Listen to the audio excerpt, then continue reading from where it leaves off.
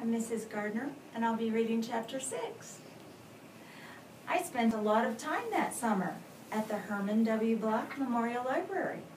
The Herman W. Block Memorial Library sounds like it would be a big, fancy place, but it's not.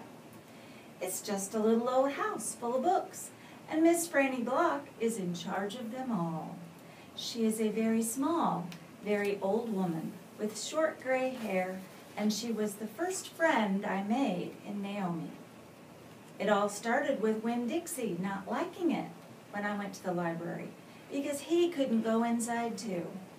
But I showed him how he could stand up on his hind legs and look in the window and see me in there selecting my books, and he was okay as long as he could see me. But the thing was, the first time Miss Franny Block saw Winn-Dixie standing up on his hind legs like that, looking in the window, she didn't think he was a dog. She thought he was a bear. This is what happened. I was picking out my books and kind of humming to myself, and all of a sudden, there was this loud and scary scream. I went running up to the front of the library, and there was Miss Franny Block sitting on the floor behind her desk. "Miss Franny," I said, "are you all right?" "A bear," she said. "A bear?" I asked. "He has come back," she said. "He has?" I asked. "Where is he?" "Out there," she said, and raised a finger and pointed at Winn-Dixie standing up on his hind legs, looking in the window for me. "Miss Franny Block," I said, "that's not a bear. That's a dog. That's my dog, Winn-Dixie." "Are you positive?" she asked. "Yes, ma'am," I told her. "I'm positive. He's my dog. I would know him anywhere." Miss Franny sat there trembling and shaking. "Come on," I said. "Let me help you up. It's okay." I stuck out my hand, and Miss Franny took hold of it, and I pulled her up off the floor. She didn't hardly weigh anything at all.